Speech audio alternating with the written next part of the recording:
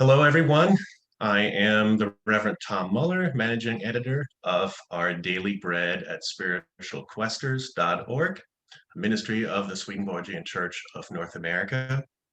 And today I have the pleasure of having the Reverend Dr. James Lawrence with me. Jim's been very much involved in the Swedenborgian world for quite a long time. He's an ordained Swedenborgian minister. He is also the Dean of the Center for Swedenborgian Studies at the Graduate Theological Union in Berkeley, and the director of the Doctorate in Ministry program at Pacific School of Religion. And the theme for today is basically giving y'all a taste of some of the different ministries of our denomination. And our seminary, of course, is a major element of the world of the Swedenborgian Church of North America, and it's gone through interesting historical changes. So Jim agreed to share with us a little bit about his work, about the story of the center, and we hope to get some questions in later virtually that we can then engage with as soon as we publish and upload this. So Jim, welcome. Thank you so much for being with us. What comes to mind when you think of CSS? What are the pieces of history that stand out? I know it's gone through many names, from New Church Theological School to Swedenborg School of Religion to the Center, to the Swedenborgian House of Studies, to the Center for Swedenborgian Studies. Am I leaving one out by chance? Yeah, that covers it. That covers it. Good. Yeah. Well, it's a lot. It's been around quite a while. The school's 156 years old, or something like that. I didn't do the math before this conversation, but it had a 135-year history in the Boston area, and those starting in 1866. So I think my math is a little off. That it moved around 6 different times. It had sort of a zenith of a presence adjacent to Harvard, with a full city block of some very prominent buildings that there was some decades spent at Quincy and Kirkland Streets, across from Memorial Hall at Harvard University. But in the mid 60s, there was a move to the suburbs, in the western suburb of Newton, in order to be adjacent to the Andover Newton Theological School, and it stayed there for a few decades, and then came out to Berkeley in 2001, and so for the longest time it was a standalone theological school training ministers for the ministry. And there were, the way to do that, the curricular approach was a fascinating history, just tutoring with existing pastors, existing ministers who would come in for short stints of teaching, evolving slowly to a full-time faculty somewhere around the 1920s and 30s. And a significant evolution was when Reverend Edwin Capon became president in the mid-century period, who had an aspiration, as did many of the other convention clergy, to participate in a very fulsome way with the rising romantic wave of ecumenicity that was happening in the country, that had led to the formation of the National Council of Churches, and to a lot more union efforts among the mainline Protestant movements with one another. This would be after about 150 years of being at each other's throats doctrinally, and so the move to Newton was explicitly in designing what was called an interseminary program. So it was a formal relationship with Andover Newton, where they shared coursework, and there were quite a few Swedenborgians who took a degree at Andover Newton And many of them are, a great many are still around, still alive. And that was the first attempt to do that. I went to the school that was in Newton, and I had a I came out of the main line. I had been at a mainline seminary, and I fell in love with the world of thought that I found with the faculty and students at the Swedenborg School of Religion in Newton. And I transferred after dialoguing with about a full year, and loved the depth with which and the adventurousness of thought with which that faculty was operating. Even though I liked the faculty back at my other school quite a bit, but I had a long-standing kind of wistfulness that the school was so isolated, and it did not have any. It was nobody knew about it, right? It's like it was. I used to call it. It was very cocooned, and so it seemed to me. I would say, if George Dole or Bob Kervin or Bill Woofenden or Cal Turley were serving on a mainline seminary, and that if we had a house of studies model, which I knew about from the mainline world, which was actually a common model for denominations to have houses of studies at large multi-denominational seminaries, it's like the tradition would be speaking in such many more powerful ways than being off by ourselves, having these great conversations with it going only into our own little ministry. So when I was so I became part of the vision to move the school in its seventh and most recent relocation that happened in 2001 to Berkeley. And the vision was to reconstitute as a house of studies at Pacific School of Religion, one of the really significant regional seminaries in the West, having many different traditions. That was also part of the largest theological consortium in the country. So there were at that time there were 9 seminaries total, plus a bunch of centers. So we've been here since 2001, and have had that chance to be really working in very close ways with scholars and students of other traditions in classrooms and all kinds of ways of working in conferences and so forth. So that's the external shell of the institutional journey of having a graduate school level, a professional school of training for Swedenborgiana with the denomination known as Convention. And of course, it was during that early history when the big schism in Swedenborgianism happened. So it's a quarter century into the journey when there is a secession from the erstwhile Pennsylvania Association, which had begun to call itself the Church of New Jerusalem, or even General Church of they were renaming their association to distinguish it from normal life and convention, and that was preparatory to a full pull away, a full schism. And there were many people who were involved in the high levels of theological discourse that were on both sides of that story. What really led to the schism was an intellectual movement, and it was called the Academy movement.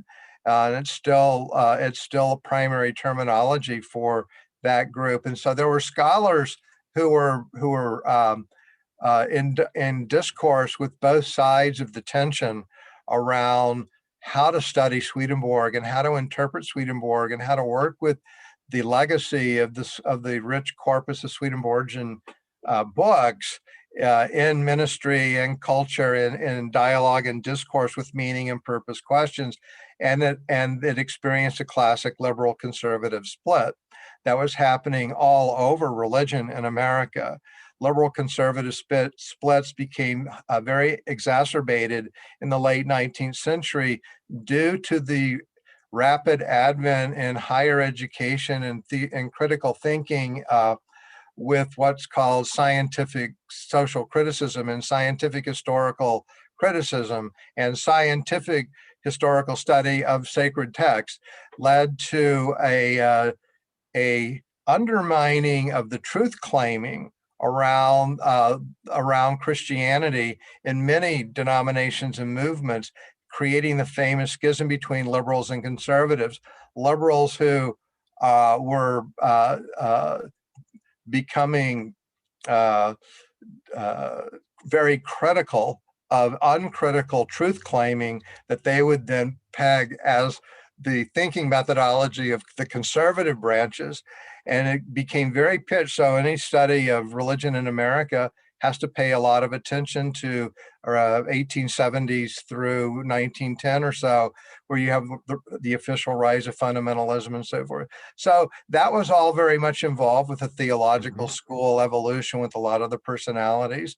And in some ways, it's not unremoved from the most recent adventure here in Berkeley on what's called Holy Hill with all of these theological schools. It's literally on a high ground in Berkeley. The University of California is essentially across the street, and the university is built into a ridge. So as you approach the university from almost any direction, you start going up.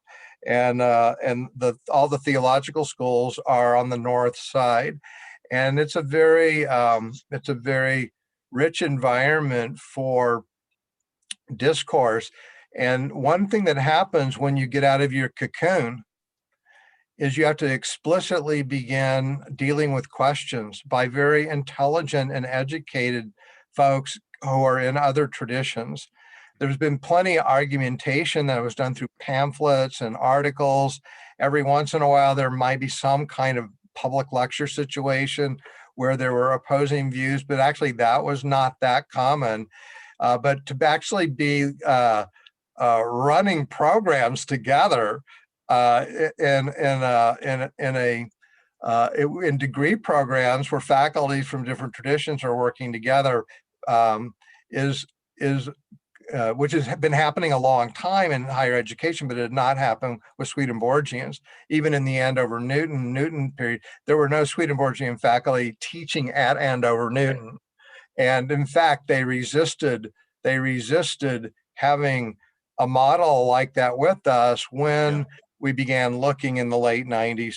So it's put us in a very new environment for exploring the richness of the tradition, yet hopefully with a critical lens, in order to avoid common pitfalls of what I call true believerism, where narratives get going that are perhaps a little faulty in some ways, but they're never challenged from within, because you don't see it as easily from the inside because you're already emotionally committed and you're living the life.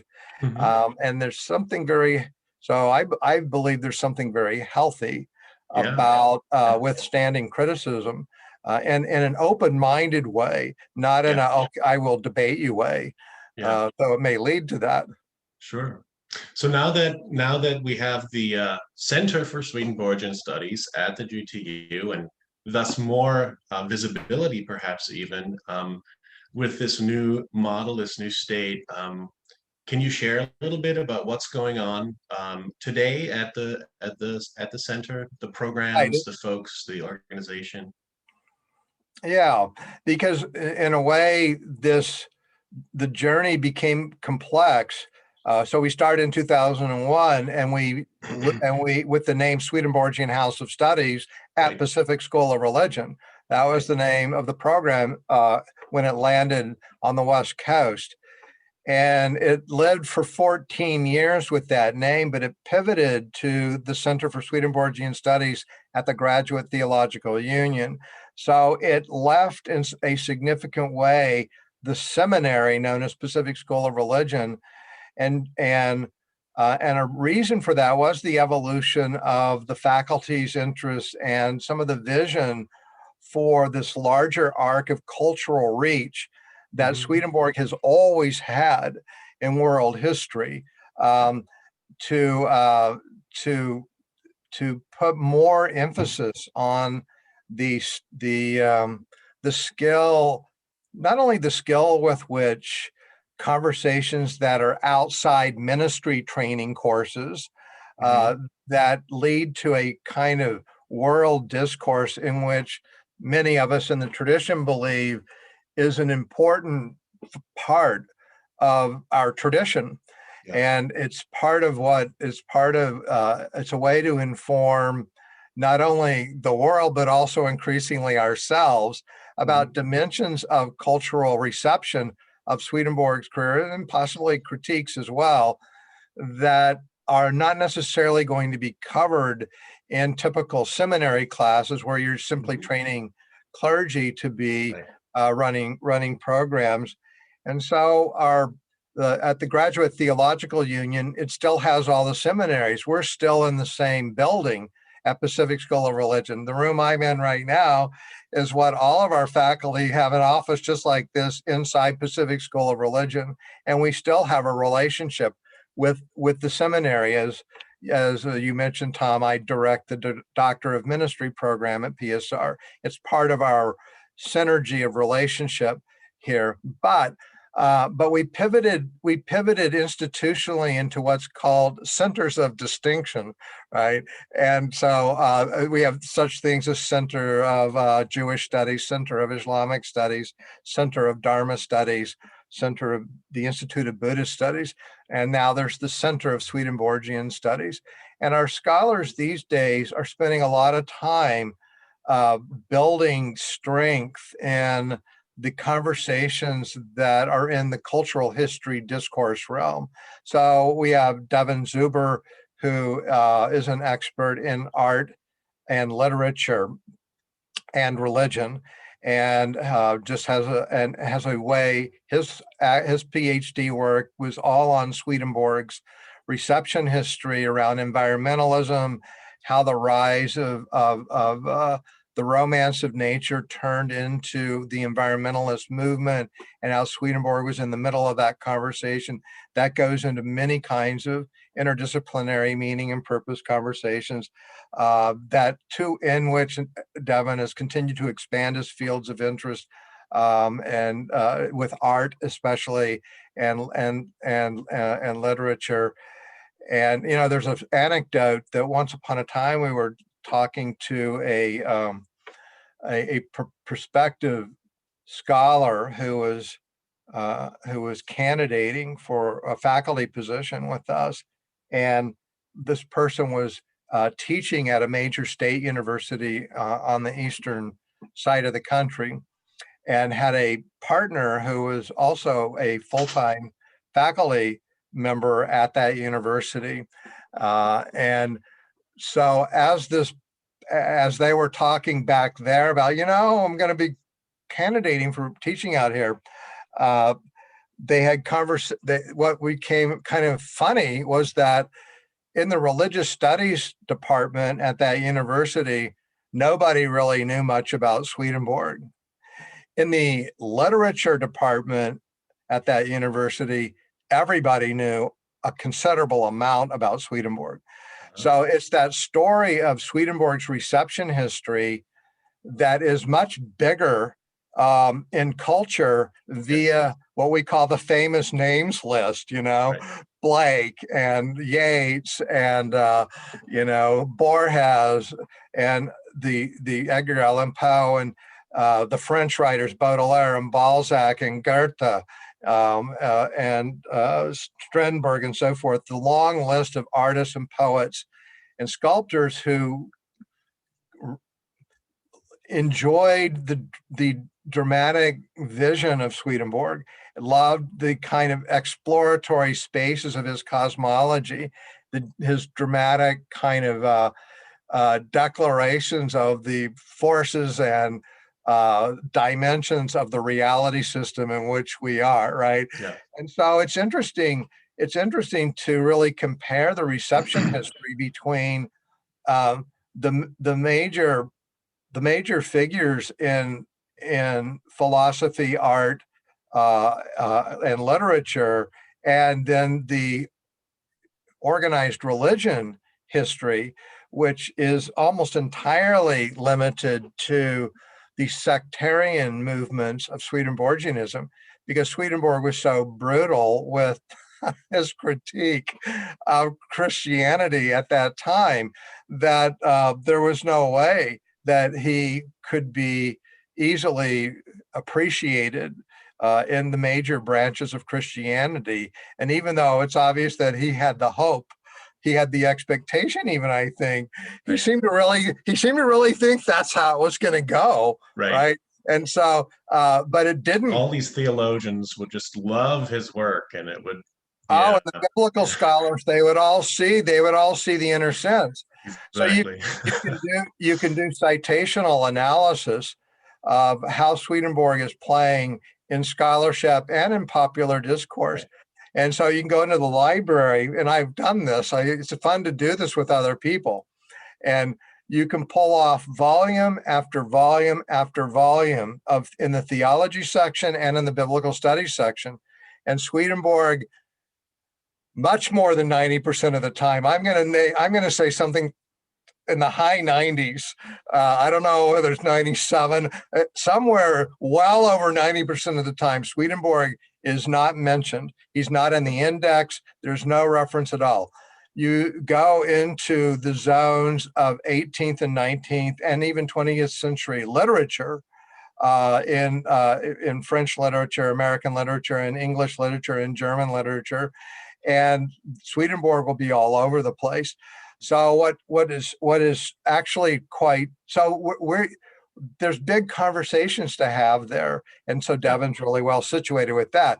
And on the sacred text side, our other new faculty member, reasonably new, faculty that we've developed since we came to the West Coast and who wanted to do their training and work here because we're in the Graduate Theological Union with this rich complex of scholars from all kinds of traditions, as well as people who are not committed to any tradition, right? I mean, there's something like it's still around 60 core doctoral faculty, 60 for religious studies. That's out of about 120 total scholars. These are just people who have certified themselves to teach PhD students at the Graduate Theological Union. Well, you can go to Harvard or Stanford or Princeton. They don't have 60 people teaching in theological studies. So it's really quite the cornucopia here, and it's attractive to scholars. And Rebecca trained in sacred texts and traditions. So that whole history of how to study a sacred text and what is the tradition with the sacred text, what's the journey in cultural history with that. And she's an expert at that and is developing all kinds of conversations. She's a young scholar. She's got a book contract that she's going to have her first draft ready by the end of this summer. So what we've that's an important kind of contemporary picture of some of the stuff we're doing. The other part is continuing to try to do what we can to strengthen and bolster and support the formation of future leaders who have spirituality and ministry goals in working as professional religious leaders in some sort of way in culture. And it's a hard go because organized religion is on the radical decline everywhere. Even evangelicals have been not only tapered off, but they're actually declining in a lot of places. Much of that's generational. The generations below the baby boomers are much, much, much less inclined, even on the evangelical side, to walk into buildings and sit in pews and be told what to believe, right? And so there's all kinds of complex sociological forces going on that have been something the mainline, the organized religious movements, including Swedenborgians, have been dealing with for many decades, because it started falling off in the 60s and then 70s. So we're wrestling with that. And then part of the new recent turn is the turn to virtual. And this realization that we don't have to limit our geographic reach in our ministries with the 15-minute circumference drive with where a physical bricks and mortar place is located, that you can actually, so even though we've all known this even before the pandemic, even going into television with the great TV ministries or into radio in the 1920s. Few people know that the very first radio broadcaster was a Swedenborgian in Philadelphia in 1915, John Stockwell. But the radio broadcast, but now with virtual, the theological school's exploring that. And we are shaped just in the last year, slightly more than a year, a new program that we're calling Virtual Education for the Planet, where we're trying to play around with offering the kind of discourse that one might find in a graduate school of religion and spirituality in a framework that invites somebody might be living in Turkey or maybe England or the time zones around the United States. And we've had some really, promising early experiences with suddenly a much bigger number of people than would show up in a bricks and mortar class. And then some of them keep coming. And so there's a community that kind of develops. So we're at the cusp of, I think, a lot of experimentation with how not just how the church can be looking at a brand new day. Yeah, that's excellent. That's excellent. I'm excited about all the stuff that's going on, and you guys seem to be in a really, really good place.